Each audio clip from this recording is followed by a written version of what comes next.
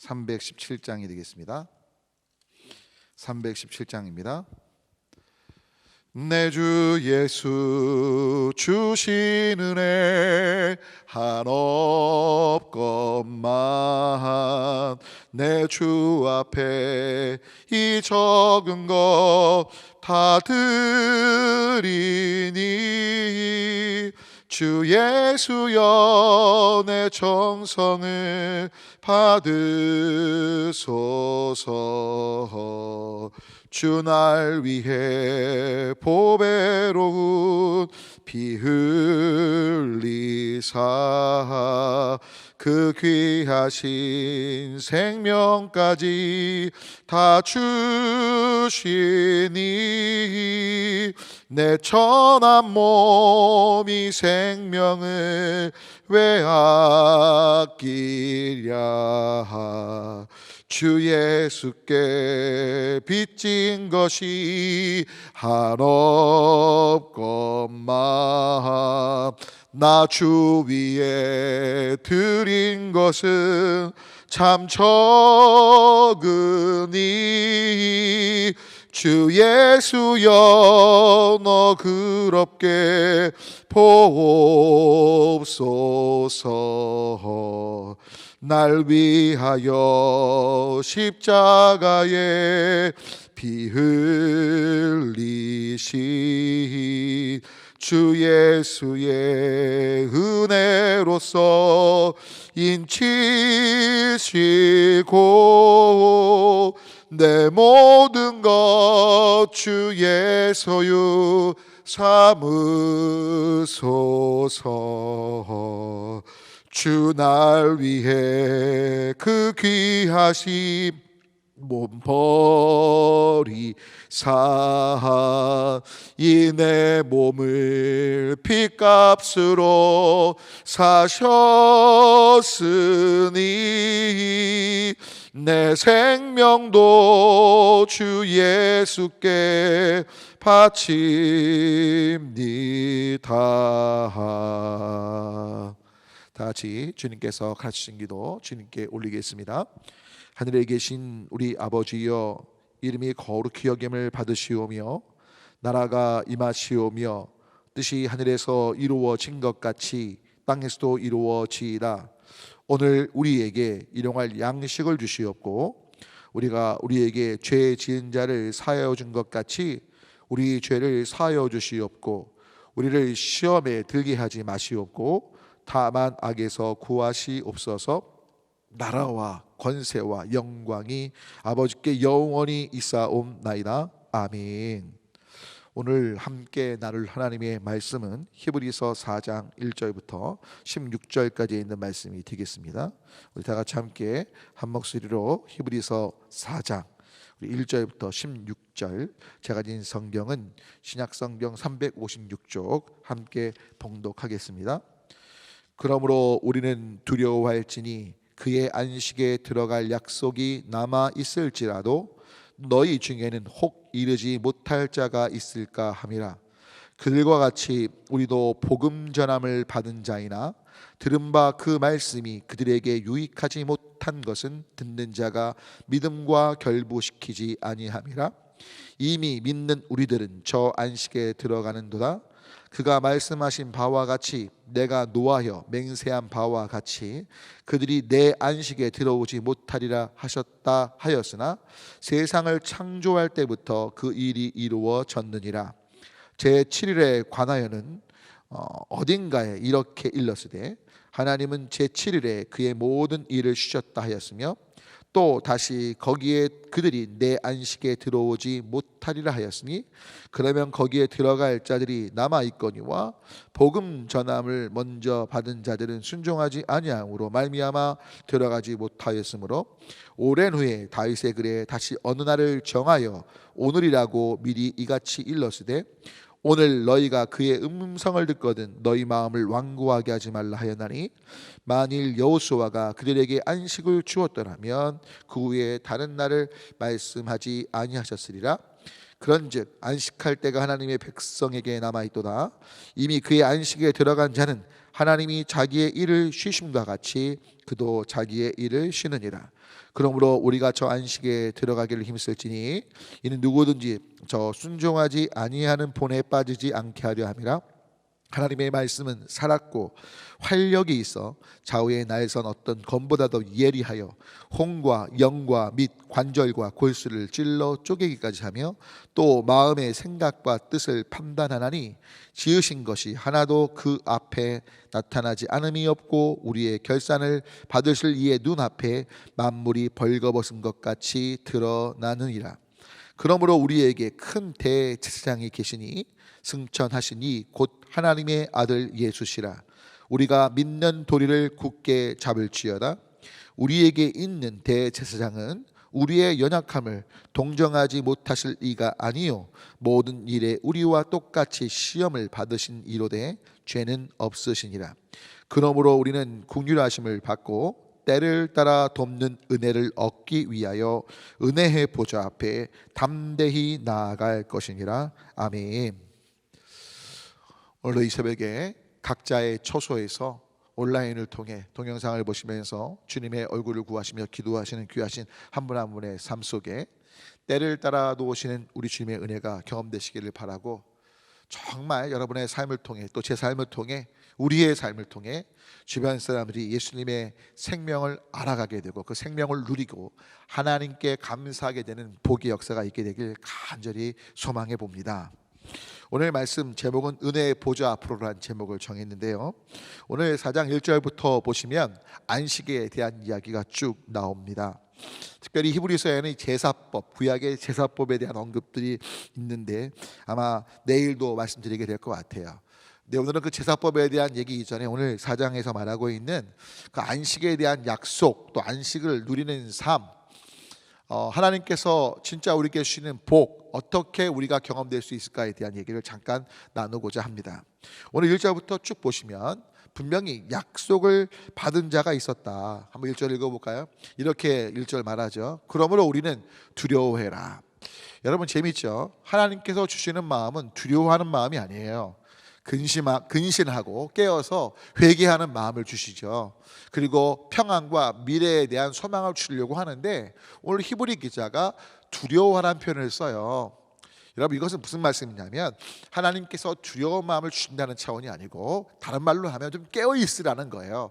경각심을 가지라는 거예요. 왜? 분명히 안식에 들어갈 약속이 있지만 그 안식의 약속대로 그 약속에 들어가지 못하는 사람들이 있기 때문에 이 부분에 대하여 깨어서 점검하라는 겁니다. 쉽게 설명드리면 여러분 가나안 땅에 대한 약속 모두 받고 출애굽하지 않습니까?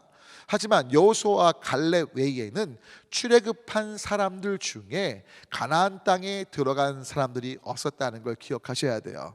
왜냐하면 그들이 이것을 믿음으로 취하지 않거든요. 그래서 여러분 2절을 보니까 이렇게 이야기하죠. 2절 함께 읽어볼게요. 그들과 같이 우리도 복음 전함을 받은 자이나 들은 바 그 말씀이 그들에게 유익하지 못한 것은 듣는 자가 믿음과 결부시키지 않았기 때문이다. 결국 가나안에 갔던 그 이스라엘 백성들의 모습과 더불어 복음을 듣게 된 사람들도 동일하다는 거죠.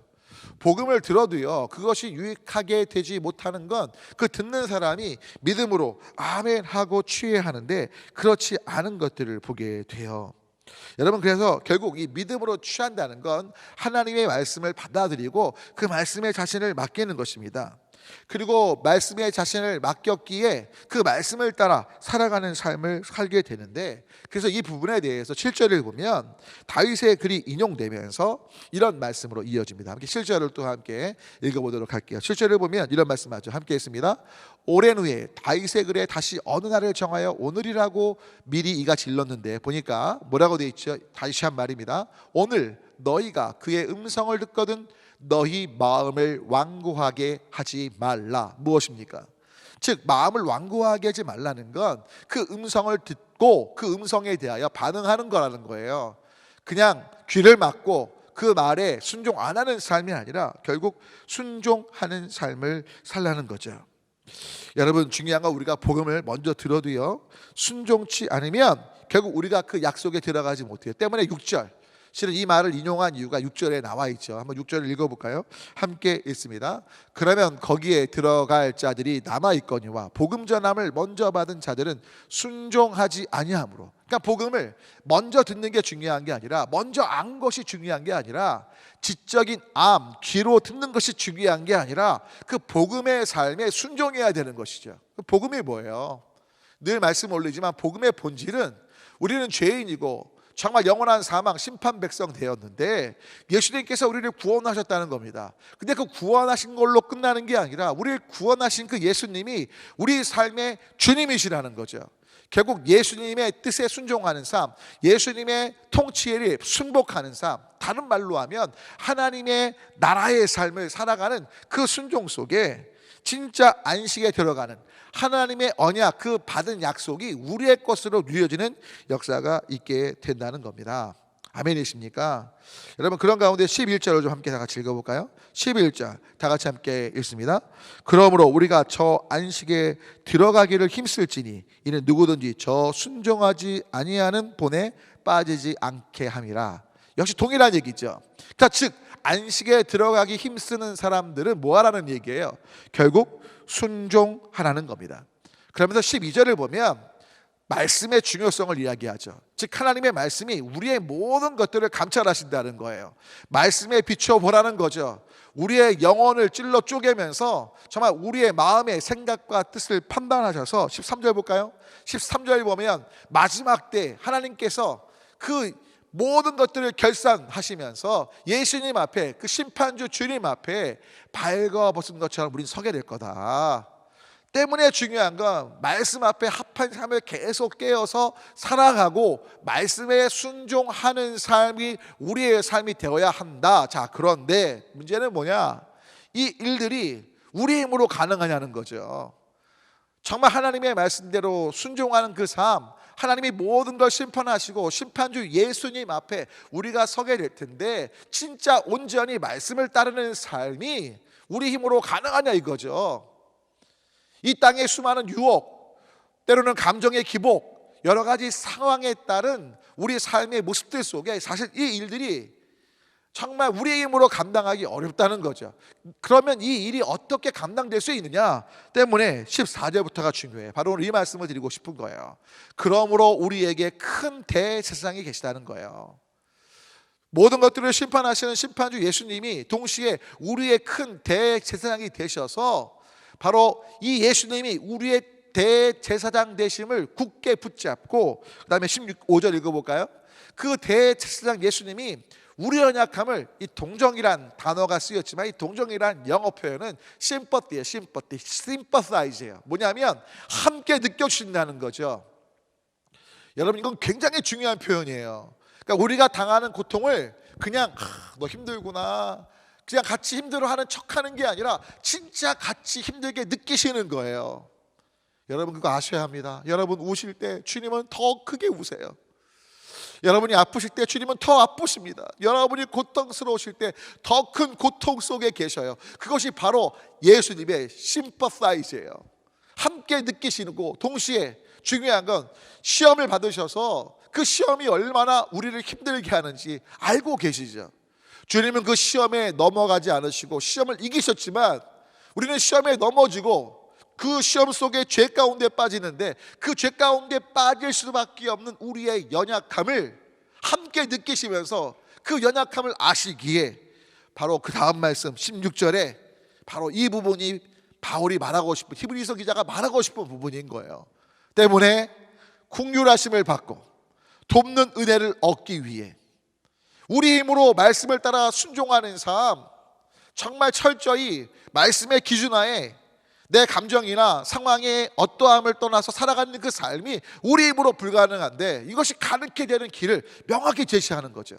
우리의 대제사장 예수님이 이미 시험 받으셨고 죄는 안 지으셨지만 우리의 연약함을 함께 느껴주시고 우리의 모든 고통들을 함께 공유하고 계시기에, 우리보다 더 철저히 그 모든 내면의 아픔들을 알고 계시기에 이제 그 주님 앞에 나아가자는 거죠. 바로 그때 뭐예요? 긍휼하심을 받게 되고 그때 때를 따라 가장 필요한 것에 도움을, 바로 은혜를 예수님을 통해서 얻게 되기에 은혜의 보좌 앞에 담대히 나아가라고 말씀하고 있는 거예요. 여러분, 이 은혜의 보좌라는 표현을 기억할 필요가 있습니다. 여러분, 지금 4장 16절에 반복적으로 은혜란 단어가 한 절에 2번씩이나 반복돼요. 은혜를 얻으려면 은혜의 보좌라는 거예요. 여러분, 은혜는 받을 자격이 없는데 그냥 주어지는 거예요. 여러분, 언젠가 은혜에 대한 말씀을 드렸죠. 히브리어로 이 은혜에 대한 의미를 유추해 보면 왕이 엎드린다는 뜻이에요.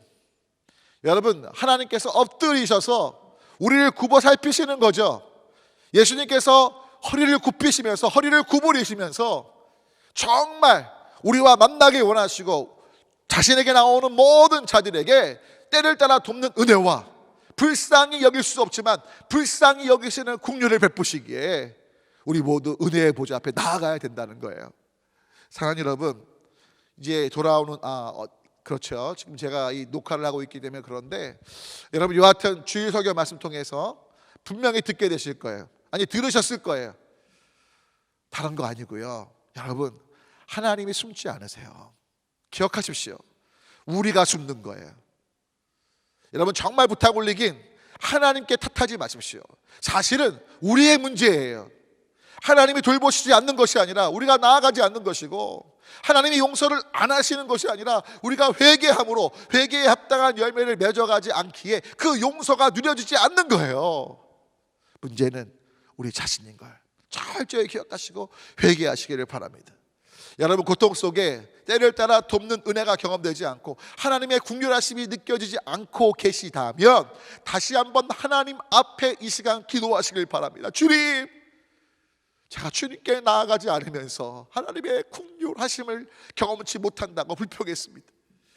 때를 따라 도우시는 은혜가 없다고 원망했습니다. 혼자 절 버려주셨다고 정말 생각했습니다. 하지만 다시 이 시간 불쌍히 여김을 받을 수 없는 죄인이지만 아무 자격 없지만 그 은혜 앞에, 은혜의 보좌 앞에 나아가오니 인도해 주십시오. 함께 기도하는 복된 시간 되시면 좋겠습니다. 기도합니다.